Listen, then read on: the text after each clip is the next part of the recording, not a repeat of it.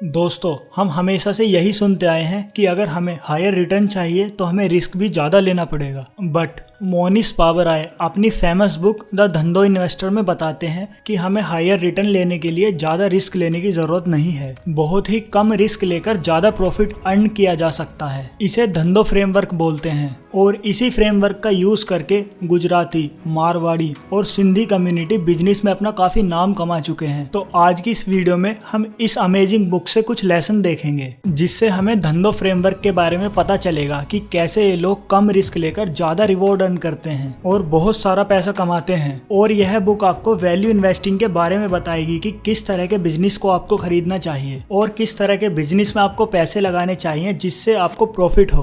Gujarati community वाले लोग हमेशा इस तरह की अपॉर्चुनिटी वाले बिजनेस की तलाश में रहते हैं जिससे कि वो जीते तो उन्हें बहुत अच्छा खासा फायदा हो और अगर हारें तो कुछ खास नुकसान ना हो। यानी कि heads I win, tails I don't lose much. और यही है धंधो स्टाइल। अगर हम देखें तो यूएस की टोटल पॉपुलेशन में से सिर्फ 1% पॉपुलेशन ही इंडियन है और उनमें से कुछ लोग हैं गुजराती पटेल्स। लेकिन अमेजिंग बात तो ये है कि इतने थोड़े से गुजराती पटेल्स अमेरिका के 50% मोटर बिजनेस के मालिक हैं। 1970 में कुछ गुजराती पटेल्स थोड़े बहुत पैसों के साथ अमेरिका पहुंचे और वो सब बहुत पढ़े लिखे हुए भी नहीं थे और उनकी टूटी फूटी इंग्लिश के साथ उन्हें कोई व्हाइट कॉलर जॉब मिलना बहुत ही मुश्किल था। बट उस टाइम भी पेट्रोल के दाम काफी ज्यादा थे तो लोगों ने उस टाइम घूमना फिरना और ट्रैवलिंग करना बंद कर दिया था और इसका सीधा असर मोटल बिजनेस पर पड़ा। मोटल्स वो होते हैं जो हाईवे पर बने होटल्स होते हैं, उन्हें मोटल्स बोला जाता है। तो लोगों ने आना जाना कम कर दिया था इसलिए मोटल्स के दाम काफी कम हो गए थे और जो लोग मोटल्स खरीदना चाहते थे उन्हें बैंक 90% तक का लोन दे रहा था। जैसे कि गुजराती पटेल्स के पास ज्यादा पैसे नहीं थे और यहाँ तक कि उनके पास तो रहने के लिए भी जगह नहीं थी तो उन्होंने बैंक से 90% तक का लोन लिया और बची कुछ सेविंग्स लगाकर वो मोटल्स खरीद लिए क्योंकि उन्हें पता था कि उनके पास ज्यादा कुछ खोने के लिए है नहीं और उन्होंने तो केवल 10% डाउन पेमेंट ही दिया है। और उन्हें पता था कि आज नहीं तो कल लोग आना जाना स्टार्ट करेंगे और उनके मोटल्स बिजनेस दोबारा से शुरू हो सकते हैं और अगर ऐसा हुआ तो वो काफी अमीर बन जाएंगे।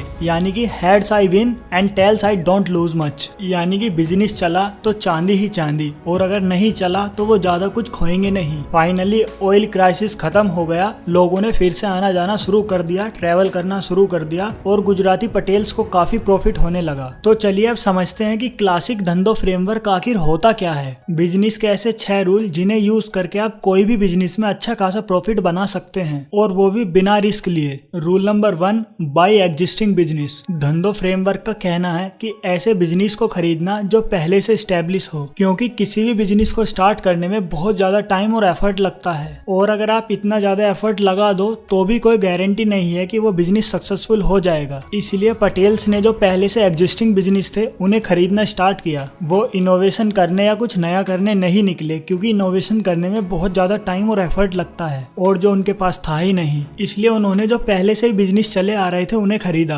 आपको भी उन्हीं कंपनीज में इन्वेस्ट करना चाहिए जो सालों से चली आ रही हो, इससे आपके पैसे कमाने के चांसेस अच्छे रहते हैं। Rule number 2, invest in simple business. Warren Buffett कहते हैं कि हमें ऐसे बिजनेस में इन्वेस्ट करना चाहिए जिनका रेट ऑफ चेंज काफी स्लो हो। एग्जाम्पल के लिए कोका कोला, मैकडोनल्ड और एप्पल, ये ऐसे ब्रांड्स हैं जो सालों से चले आ रहे हैं और आगे भी सालों तक चले रहने वाले हैं। और दूसरी तरफ काफी टेक्नोलॉजी कंपनी है जिनका रेट ऑफ चेंज काफी हाई होता है और उनका कुछ अता पता नहीं होता कि वो आज है तो कल नहीं। और इसलिए हमें बहुत ही सिंपल बिजनेस में पैसे लगाने चाहिए जिनको हम अच्छे से समझते हों। सालों पहले हम ऑर्कुट यूज करते थे और आज हम फेसबुक और इंस्टाग्राम, और आने वाले टाइम में पता नहीं किस चीज का ट्रेंड आ जाएगा। और इसलिए हमें सोच समझकर ऐसी कंपनी में ही इन्वेस्ट करना है जिसमें रातों रात चेंजेस ना होते हों। वॉरेन बफेट बोलते हैं कि जब लोग लालची होकर इन्वेस्ट कर रहे हो तब आप थोड़ा डर जाओ और जब लोग डर रहे हो और अपने स्टॉक्स को सेल कर रहे हो तब आप थोड़ा लालची हो जाओ और उन स्टॉक्स को सस्ते में खरीद लो। और इसी तरह आपको स्टॉक्स तब खरीदने हैं जब मार्केट डाउन हो और लोग डरे हुए हों क्योंकि हो सकता है कि उस टाइम आपको किसी अच्छी कंपनी के स्टॉक्स सस्ते में मिल जाएं। पर ऐसा नहीं है कि हमें कोई भी सस्ता सा स्टॉक्स खरीद लेना है। हमें हमें उसी कंपनी के स्टॉक्स खरीदने हैं जो फंडामेंटली स्ट्रॉन्ग हो।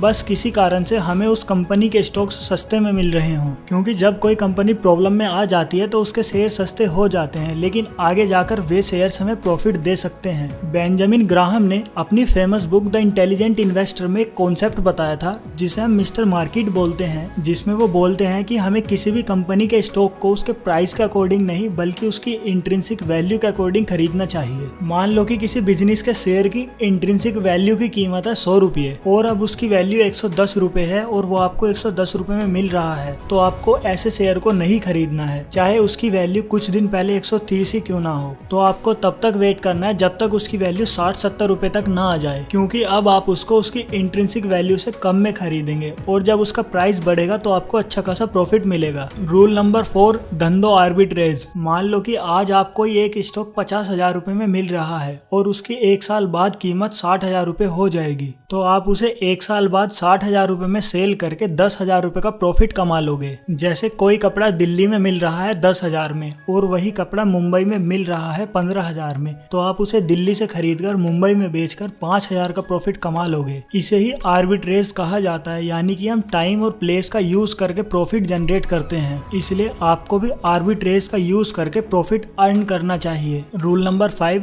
By business with mode. अगर आप अपने बिजनेस में पैसा लगा रहे हो तो आपको पता होना चाहिए कि आपके बिजनेस में ऐसी कौन सी खास बात है जो आपको आपके कॉम्पिटिटर से बेटर बनाती है, जिसको ऑथर ने एक मोड का नाम दिया है। अब आप एग्जांपल के लिए मैकडोनल्ड को ही ले लीजिए। मैकडोनल्ड सालों से अपने बर्गर के लिए फेमस है और आपको वहाँ हमेशा कस्टमर दिखाई ही देंगे, और ऐसा नहीं है कि मैकडोनल्ड से अच्छा बर्गर आपने नहीं खाया होगा। बहुत से छोटे छोटे रेस्टोरेंट मैकडोनल्ड से भी अच्छा बर्गर सेल करते हैं, पर फिर भी लोग मैकडोनल्ड जाना ही प्रेफर क्यों करते हैं? क्योंकि मैकडोनल्ड को पता है कि लोगों की नीड क्या है, लोगों को क्या चाहिए। मैकडोनल्ड इतना बड़ा ब्रांड बन चुका है कि उसके अगल बगल और सामने चाहे कितने ही रेस्टोरेंट क्यों ना खुल जाएं, लेकिन फिर भी लोग मैकडोनल्ड ही जाना पसंद करेंगे, क्योंकि उन लोगों की ब्रांड इमेज ही कुछ ऐसी है कि लोग चाहकर भी उन्हें पीछे नहीं छोड़ सकते हैं। और ऐसे ही बिजनेस सालों साल चलते रहते हैं, क्योंकि लोगों को उन पर भरोसा होता है और लोग इनके पास जाना ही पसंद करते हैं। और इसी तरह हर बिजनेस के पीछे छुपा हुआ एक मोट होता है।